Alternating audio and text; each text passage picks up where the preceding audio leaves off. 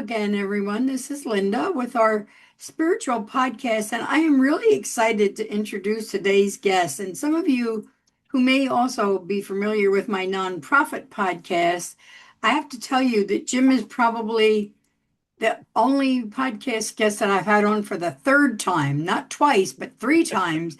I had him on the nonprofit podcast first to talk about planned giving in small shops, which he's an expert in, and that recording was very well received. It's live now.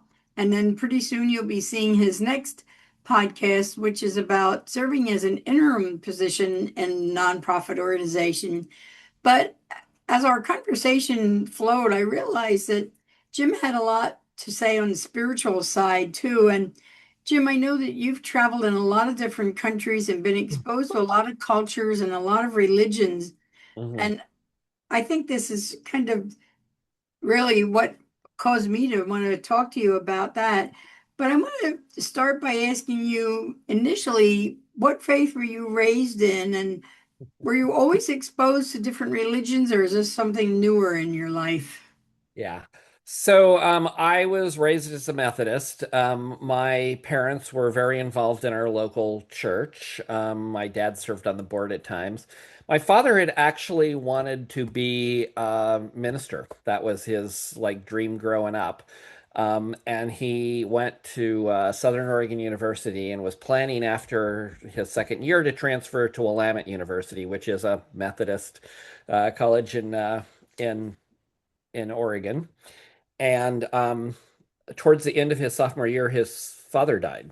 And he had to take some time off, had to go back and run his dad's grocery store, and was not able to afford Willamette University anymore now that his father was deceased and he was having to support his mom. So he was able to go back to Southern Oregon University, where, well, at that time it was Southern Oregon College, and finished up getting a degree in education and became a school principal, but was always very involved in the Methodist Church. Very at times was involved with the Oregon Idaho Conference of the Methodist Church. So that was part of his life. And the thing growing up was Sunday school was mandatory as much as school was, and I will say I probably faked being sick more to get out of Sunday school than I ever did to get out of school.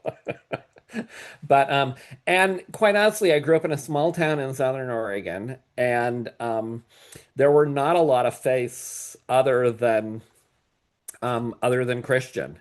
I might have known some Lutherans and some Episcopalians, but yeah, really didn't have a lot of exposure to other religions. My sister, who was older than me, did marry a Catholic, and that was sort of like, ooh, yeah, now that's a little different than what we do. And I also had an aunt who married a Mormon. So had some exposure to that, but those were even like my teenage years before I really had any understanding that there was much outside of the faith belief that I was raised in. So, Well, we have more and more in common than I ever. I'm just uncovering it all because I was raised as a Lutheran in a very white German Lutheran community in Pennsylvania. yeah, And I never met a Jew or a Catholic yeah, until I was in junior high school. And I was probably an adult before I met a Muslim or a Hindu or anything else. yeah. So, I we had a Jewish family that moved in down the street from us, and I didn't even know that they were Jewish until I got into this little neighborhood squabble with the girl that was, my age, and she kept tripping us when we were roller skating, and at some point after she like tripped me like the third time, I slapped her really hard on the back. And she ran home to her parents, and I ran back to my family. And as I walked in the door, told my parents, like, don't answer the door. Which, of course, they answered the door. And this very angry father was there, like screaming at my parents and was blaming it all on anti-Semitism. which it was like we didn't even know prior to that. So it was kind of, but that was sort of my only exposure. There was not a large Jewish community in Klamath Falls, Oregon. Let's just say that. I don't think there was even a temple. So yeah. Yeah. So pretty isolated growing up and not having much sense of that. So how did you begin your spiritual journey, growing up like that, and what helped you arrive at your current beliefs, which we'll talk about in a minute? Yeah. So somewhere around, my teenage years, which I think is very typical, people start rebelling against their parents. And I didn't enjoy my Sunday school class. And part of it was, I mean, there were parts of me that really bought into the religion, but I didn't feel like that was being played out in my church. And the big conflict for me was I got to high school and I was the only person from my high school that attended my church. The other people attended the other two high schools in town. Um, and on Sunday morning, there would be all of this discussion about, oh, our football team beat your football team. And it didn't ever feel like that was the place for that. It was like, well, this is the place where our alliances to those other things shouldn't matter that much. And it became a very sort of uncomfortable and to me very conflicting sort of situation. So there was a point in time somewhere around 16th where I just kind of said to my parents, am I not old enough to make my own decisions and I don't want to do this anymore. And they were very disappointed and there were lots of arguments over that over the years. The only time I can remember having a really big argument with my parents was um, when I graduated high school. My church always had this breakfast for the seniors, and there were about 7 or 8 of us in my church, um, to honor the graduating seniors. And I got the invitation, and I told my parents I didn't want to go. And they were like, "Well, this is your home church, and they're honoring you, and you need to go." And I'm like, "I haven't been to Sunday school in like 2 years. I don't like any of these people, and I don't want to go." And my parents threatened that if I didn't go to this breakfast where they were going to honor me, that I was not going to be allowed to go to this graduation party that I had been invited to. There was this overnight pool party with a close friend of mine, that was having like 12 people over. And we fought for a week. And I finally gave in because it was clear they were not going to let me go to the party unless I did that. And you look at all of my high school graduation pictures, and I got along very, very well with my parents. I considered them very, very close friends as adults. Um, all of my high school graduation pictures, all of us are. Nobody is smiling. There's not a single picture of my high school graduation where anyone is smiling because that was the end of the week that we'd been arguing. So it was very important to them, and but there came a point where it was like this isn't working for me. So I go off to school, uh, college. Am on my own, and I decide I'm going to start exploring. And to me, it felt like the Methodists were at that time sort of like loosey-goosey about what they really believed. And they were going through some, national reforms and some of that stuff. It was like, what's the problem with these people? Why can't they just decide what the rules are, right? I was a very black and white kind of kid. And so I started exploring other religions and I went looking for much more traditional. So I attended the Catholic Church for a little bit of time. And then I had a friend who was Jewish, and she Not the would, girl you hit on the back, though. yeah, no, no, no, no, someone totally different. The friend in college, and she would walk to temple for Friday Shabbat services, um, but it was always dark, when services ended, and she would get a ride home from somebody in the the temple. And she just felt like that was really imposing on people. And so she quit going because she was like, well, I don't like having to ask for a ride to come home and I don't want to walk home alone in the dark. And so I like volunteered. It's like, well, I'll go with you. I'll go and walk back. So so we went. Um, so I started attending temple and I went for about 6, 8 months.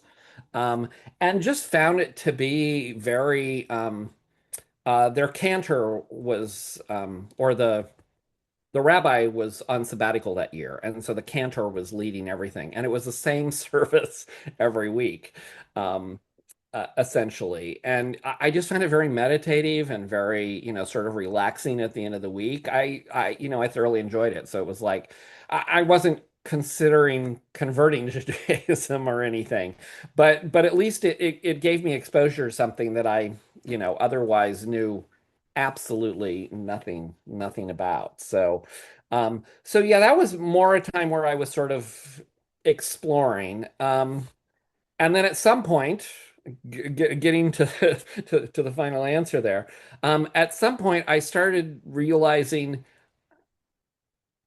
this is all sort of crazy. This is all sort of man-made. And and I know religion is based on faith. Well, I don't have faith in any organized religion at this point in my life. So I do consider myself an atheist. Um, and that has led me to a point where it's like I was raised with good moral standards, and I'm glad that I was raised in a church where those sort of lessons were learned. Um, and the fact that I don't follow the religion anymore doesn't mean that I've lost those standards. I mean, I've worked for nonprofits my entire life, partly because I think that I need to leave this world a better place than I found it. But I don't necessarily think when I leave this that I'm going anywhere else. And if I am, what a pleasant surprise. But I'm not. But I just don't worry about it too much. Do you believe that there is a higher power of some type? Um, there's a part of me that just has to believe that somehow we're all sort of connected to each other, but I don't know that it reaches that level. I mean, you can't argue that the universe is organized very, in some organized manner. I mean, there are laws of physics. So I believe in science, but I also think spending a lot of time figuring out like where did we all come from? There's no way to know that answer. And why spend a lot of time on that? I mean, it's an interesting discussion, but it isn't one that occupies my time a lot. So I don't know that I believe in a higher power, but I do feel like we're connected, and I do, and I'm part of this comes from that upbringing. Um, you know, I believe you need to treat each other well, and I feel and you need to, that my actions have an impact on everyone else, and why when I have the choice of having a positive influence as opposed to a negative influence would I choose the negative? Why would anyone do that? I mean, not that I'm a perfect person by any stretch of the imagination, but um, but yeah, so it's more of a we're all here together, and what's the obligation to each other as opposed to an obligation or an adherency to rules that come down from above somewhere. That's and once again, if I'm proven wrong at the end, I've still tried to make this a better world, and that to me is more the crux of it, based upon basic decency as opposed to an adherence to a faith. Mhm. Yeah. And I think that's but from my perspective, it seems like every major religion teaches you exactly that, to Yeah. be nice to each other, to be kind, and to think of the other person. But I think, despite the fact that you are an atheist, I think you're very accepting of the faith beliefs and practices of other people from what I know of you. And I'm wondering where all that came from. How did you learn to develop that? Was it through your travels or? To a certain extent, yes. And so, so grew up in a town where there was not a lot of difference. I mean, Klamath Falls is very, very white, very Christian, small rural town. And the one thing that exposed me to broader beliefs was when I got to high school. I decided to take French class because my sister had taken French, and we were required to take a foreign language. So I chose French. My favorite teacher in high school was my French teacher. And she was a bit of a liberal, especially for Klamath Falls. And I enjoyed her class so much, she also taught German. So the next year I took French and I took German. Wow. And then my senior year, um, I decided, well, my high school only offered three languages, and I'd taken the other two, so I added Spanish my senior year. So I took French, German, and Spanish my senior year. Wow. Surprise, surprise! I won the foreign language award for Gee, department award. sounds like you deserved it. I was kind of the shoe-in for that. There wasn't really a lot of argument, or I think a whole lot of debate over who was gonna get that year. But the other thing that she did was I started that French class, and she had just gotten back from a trip to Europe the previous summer with a group of students. And she said, I go every 3 years. So if you want to go, start saving your pennies. So I did that. And between my junior and senior year, I went to Europe and was there for 24 days and visited, I think, 7 countries. Wow. It was this whirlwind tour with a group from my high school. And that sort of exposure sort of opened up my mind to the fact that there was more to this world than what was happening in Little Klamath Falls, Oregon, right? And so, yeah, that sort of was what first broadened my mind to the fact that not everybody thinks alike. Um, and then my freshman year of college, I figured out that I was gay. Um, that probably was part of my struggle with religion, was recognizing that a lot of organized religions looked very disfavorably upon me. Um, but that also sort of broadened my mind to the fact that it was like I was raised in a household where this was, um, it wasn't even discussed. But there were, times during my life where I got the message very clearly that that was not acceptable behavior, right? The what I remember was when I was in high school, Soap was on TV, the TV show Soap, if you remember, that was Vaguely. this crazy parody of soap operas, right? And one of the main characters, played by Billy Crystal, was a gay character. And my parents would not let me watch that show because they didn't want me being exposed to that. And they were very down on Three's Company, where Jack was pretending to be gay so that he could live with these two women, even though he was only pretending. Right. But my parents didn't really like me watching that either. So, I was clearly got the message that they didn't think this was acceptable behavior. And so suddenly there was, this disconnect between what I had grown up with and where I found myself at this point in time. And I do want to make very clear, when I told my parents, there was some crying, there was a little bit of being upset, but they were, after they got over the initial shock, incredibly supportive my entire life. So want to make that clear. But that fact that suddenly I found myself, I'd grown up as a white male and had all the privilege and all of the um, ignorance of somebody who's never been on the other side of discrimination. And suddenly I found myself on the other side of that. And I think that really broadened my mind a great deal.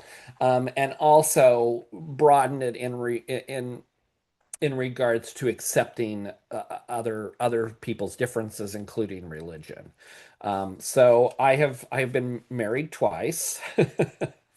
My first husband was a uh, born again Baptist who had some conflicts with his sexuality and clearly that he was an American Baptist, so they're as Baptists go, they're liberal. So he wasn't a Southern Baptist, and we divorced a few years ago, and I remarried last year to a Muslim man, which is a religion that I knew very little about 15 years ago before I first met him. Um, so, uh, so yeah, I now have had a great deal of exposure to other religions and have sought that out because I think it helps all of us to understand each other better. And so I've really tried to take some deep dives on that. When I got onto Facebook, I realized that I knew a lot about a lot of other religions, but I knew very little about Islam. Um, and I also knew very little about the experience of people who were LGBTQ outside of the United States. And from the time that I came out, um, I was very involved politically in fighting for rights. And somewhere, when the Obergefell decision came down from the Supreme Court recognizing same-sex marriage, which was something that I never expected to see in my lifetime. Um, uh, Suddenly it was like, oh, well, we've won a lot of these battles, so what do I do next? I've become irrelevant, right? Um, and so uh, I started exploring, well, I wonder what the experiences of people in other countries where it isn't legal, and ended up joining a whole bunch of. It was around the same time that I was getting on Facebook, and it was like, oh, there's all these group pages. So I joined these things like gay Italians and gay Muslims and gay Arabs and joined all of these Facebook groups to have conversations with people and find out like, so what's your experience? And my husband was actually someone I met 15 years ago and just chatted. And one of the reasons why we stayed in touch was he was one of the people who was very willing to be open about what their daily life was like. And so including sharing his religion that I knew very little about. So I learned a lot about their practices and traditions and all of that. And I'm a naturally curious person, and that was all very fascinating to me. So um, yeah. So That's really um, commendable, though, that what you said about trying to learn from each other and about each other. And I mean, I think everybody knows that I'm a Roman Catholic, yeah. but and I have a degree in Franciscan theology. But one of the more recent books it was my master's thesis that I expanded into a book, and it's Hmm. called Francis of Assisi, the Universal Saint. And what Hmm. I found in my research and talking to people Hmm. is that so many people of so many different religions really identified with Saint Francis. And I don't know if you know this about him, but one of the things that really intrigued me was that during their crusades, when the Muslims and the Catholic Church were killing each other, Yeah. he and another brother, the two of them alone, traveled to Egypt to meet with the Sultan. And Mm. he went there actually thinking he was going to be martyred because he thought he'd be killed. And Yeah. they walked in the middle of a battle zone with no weapons, no shoes, Yeah. nothing, just the clothing they had on their backs. But he and the Sultan, even though neither of them were successful in converting the other, they became really good friends.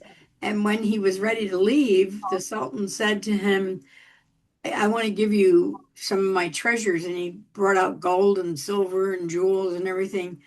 And Francis looked at him and he said, I don't want any of that stuff. He said, what I would really like to do is just break bread with you. And so the two of them sat down and had a meal together and became very friendly with each other.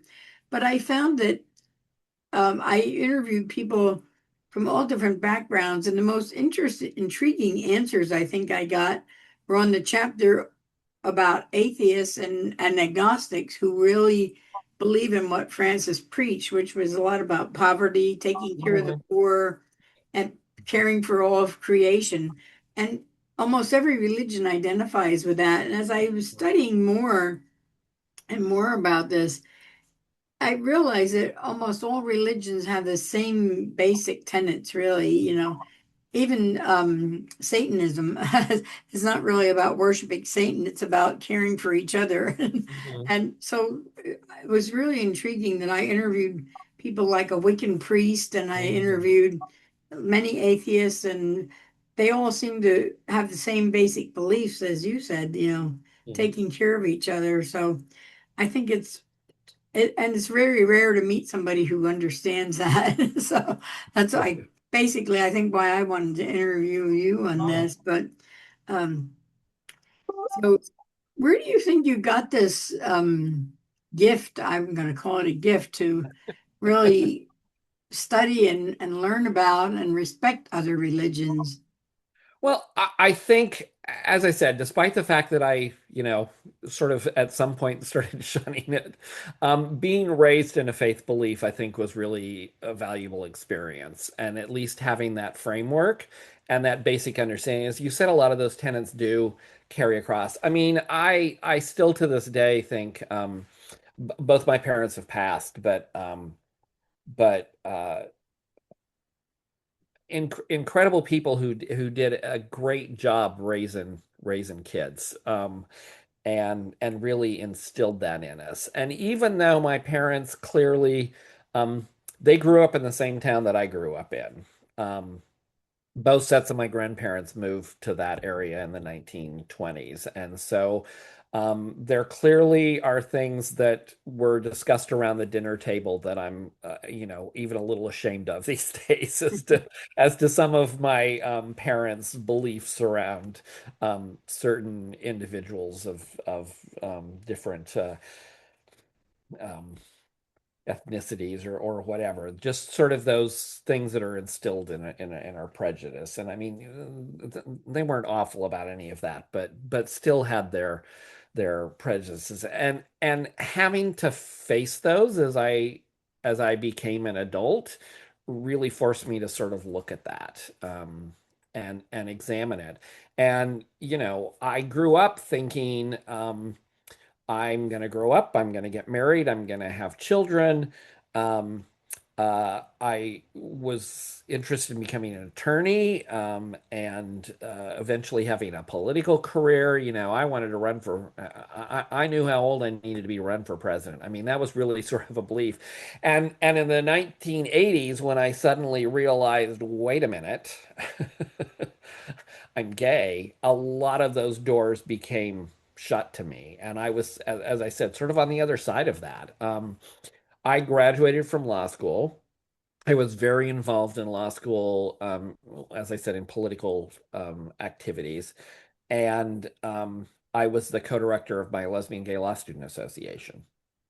And I graduated, I passed the bar, and all that time after I graduated, I was applying for jobs. And I sent off 35 applications, and I did not get a single interview. And I wasn't in the top of my class, but I also was not in the bottom. I was somewhere ranked about a third of the way up in my class.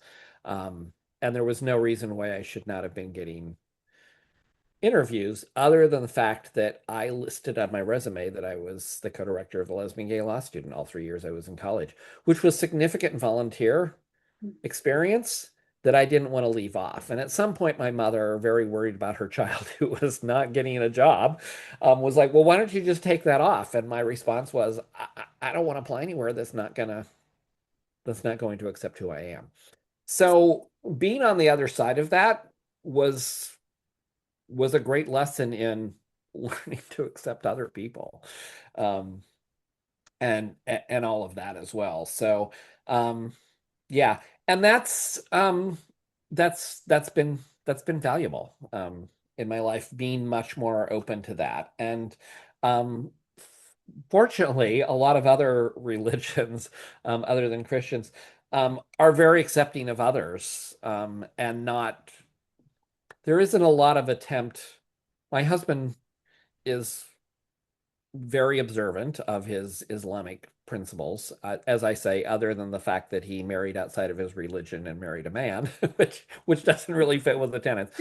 But he eats halal. He, observes Ramadan, fasted during Ramadan, is fairly observant of their principles.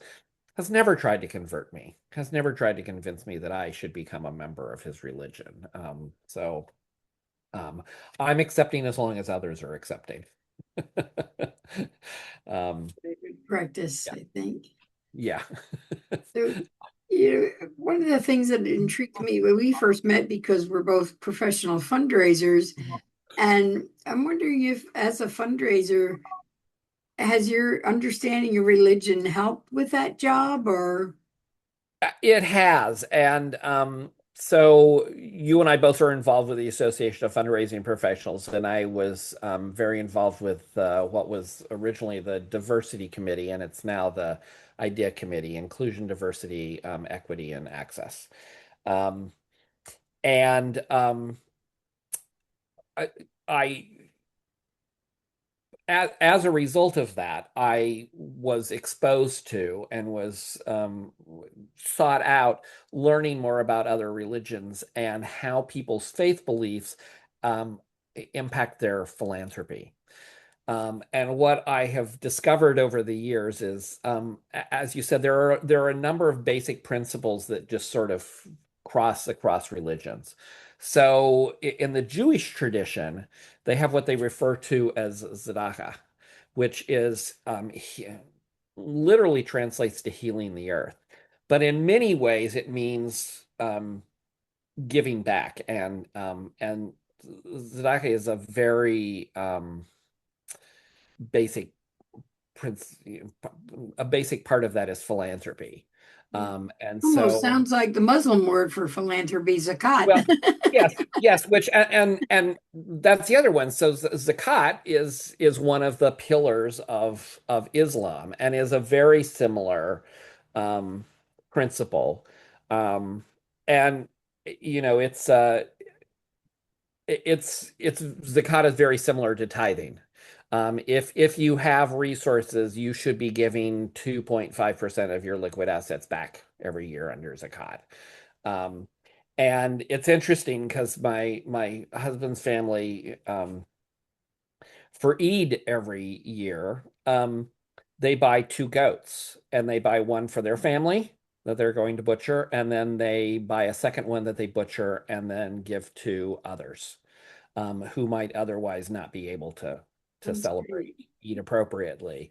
And that's just a basic sort of tenet on whatever level of wealth you have. Um, that is an expectation of the religion. So yes, learning that. And I've fortunately in my consulting have had the opportunity to work with organizations of both faiths. So um, uh, I was able to work with our local Jewish community center here, and the Portland Jewish Academy. Um, they're technically two organizations, but shared a board and shared a campus. So, and I was actually an employee of both. There were about 11 employees on the campus that technically worked for both organizations. Um, it was a great exposure to learn a lot more about their traditions. I know more about kosher than I think most most non-Jewish people know, because I had to learn that when we would have a fundraising dinner, deciding what we were having for dinner was very much based upon what was kosher. One of my best examples that I like to use about why it's important to understand other people's beliefs, and this is a great example of that. In Hebrew, the word for life is high, and that is also the word for 18, the number 18. And so there is this belief that giving in multiples of 18 is a way of wishing good luck upon somebody. So it's very common for someone's birthday or for some life celebration to make a gift that's in a multiple of 18. Well, so those of us who have ever attended an auction Mhm. know that, the auctioneer is going to start at, anyone willing to make a gift of 10,000, of 5,000, of 2,500. They work down the numbers until everyone has given. Um, in the Jewish organizations, they start at 18,000 and, go to 3,600, and everything is in multiples of 18 because that is the way in which they give. And knowing that, even when you're doing a direct mail appeal, can be really valuable. So I worked for a very large organization. We had a mailing list of about 25,000. We would send out a direct mail every year, and I would try to individualize the giving amounts based upon people's past history. So I would pull up, a spreadsheet with their largest gifts they'd made, and then I would make a gift string based upon, if their largest gift was $25, then I was going to do 25, 30, 40, and 50 might be the four things that were going to appear on their direct mail appeal. Um, as I would scan through the list and be making those individual gift strings, if I saw multiple of 18, then I was going to make the gift string multiples of 18 Right, because they were more likely to give in that. right. In that That's way. helpful. So knowing that and understanding other people's beliefs is very helpful. Um, I also very fortunate over the last couple of years I've worked with a group called Afghan Support Network that is helping people who came here after the fall of the government. Mhm. Um, and, the majority of their clients and a large portion of their donors practice Islam. And so having that understanding and understanding the timing, understanding, um, you know, the traditional greetings for Ramadan and for uh, Friday is their Sabbath. And it's traditional to say, Juma Mubarak. Just knowing and understanding their tradition is as anybody who does fundraising understands, anyone who's a major gifts officer, the more you can communicate in the other person's language and the more that you can use the channels that they choose in order to communicate with you, the better that interaction is going to be. And so I think those things are so important in our field, especially. I know the first time I had a Muslim client, I realized that their week started on Sunday, so I would run home from mass and then get on the phone with my yeah. client in Egypt. Yeah, So, that was I frequently with my Afghan group, I would have meetings with them on Sundays because I didn't have other conflicts, and they were less likely to have other interruptions because a lot of the rest of the world was right. closed down on Sunday. So that was when it was like, oh, we can find a time on Sunday at least to get together. So yeah, knowing and understanding any of that is and that applies to Seventh Day Adventists and Jehovah Witnesses, and understanding that they don't Right, celebrate holidays. I right. mean, knowing that allows you to better communicate and be respectful of where other people are at. And as a fundraiser, it's all about building that relationship with people, and the more respect and understanding you have for other people, the better that is going to go. So And even if our listeners are not fundraisers, whether you're an attorney, whether you're an office worker, I think knowing these things absolutely. can really help. And you know, not, first of all, I think it helps expand our own horizons, that we're not so closed-minded, that we honor and respect other people's Mhm. religions, I think is really critical. And if they have no religion, I think it's important to respect that too. Not everybody is going to have the same beliefs. I mean, Yeah. there's just so many religions out there in the world. And ironically, I have to give you a great example of this because I thought it was really intriguing. I have a colleague who is Hindu, but he was Mhm. raised in Catholic schools in India. Yeah, of Uh, course. Yeah. but he does a lot of good work for me, and I led my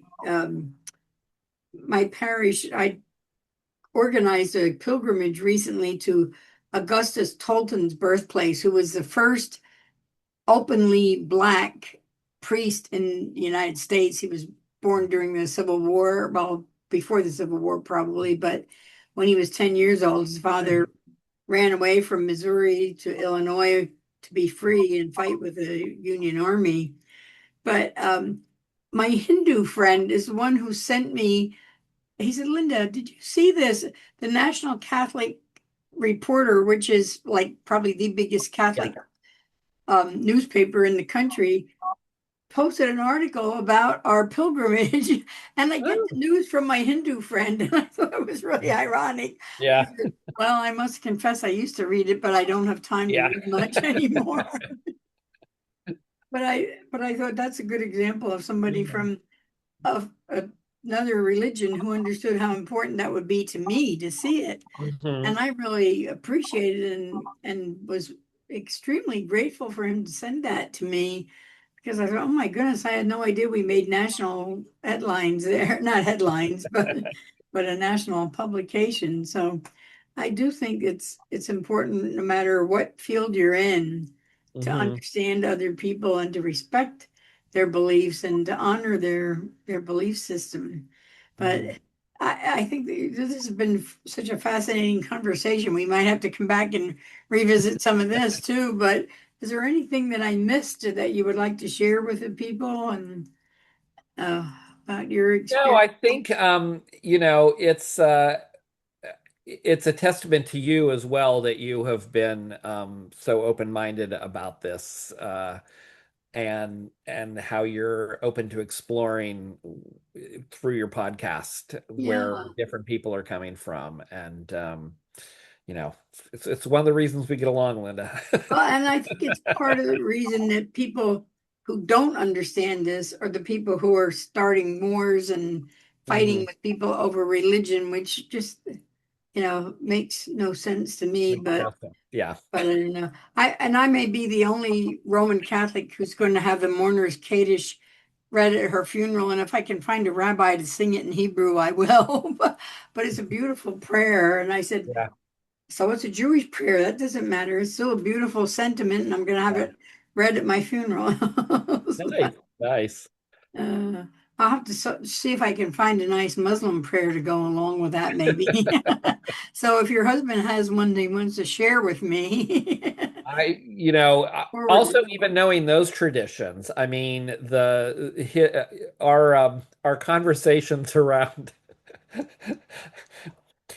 this may come off sounding a little crass. I used to tell my ex-husband all the time, it's like he would like, well, what do you want? What do you want for a burial? And I'm like, put me in a garbage bag and put me on the curb. I don't care what happens to me afterwards. And I've looked at cremation because it's probably the cheapest alternative. I'm very practical along those lines. That's what I'm doing too. That mortifies my current husband because for Really? them that is yes, cremation is not okay. Oh, And did not burial has to realize that. happen. Burial needs to happen within like 24 hours. They I don't thought they it don't was pretty. they don't preserve the body at all. That Mm, um mm. so no understanding of like, oh yeah, they pump you full of formaldehyde and the Yeah. funeral's a week later, right? No, their funeral has to happen right away because they don't believe in Oh, I sort of did not know. So you desecration told of the me body. something right now. Yeah. So it's very it pretty much has to happen within, I don't know what the time frame is exactly, but it happens really pretty much as soon as possible Well, I within think the Jews follow a a very day. similar thing. Yes. In fact, I used to joke that I had one conversion in my life. I went from Lutheran to being Roman Catholic, and I thought maybe before I die, I'll have to convert to Judaism because I want to be buried right away. Well, I think I you can didn't leave know those corrections for your. Islam was an option. Now I Yeah. know. Yeah, and there's funeral homes that specifically handle Jewish and Muslim funerals for that reason, because it's a very different practice than what most people in America do. Yeah.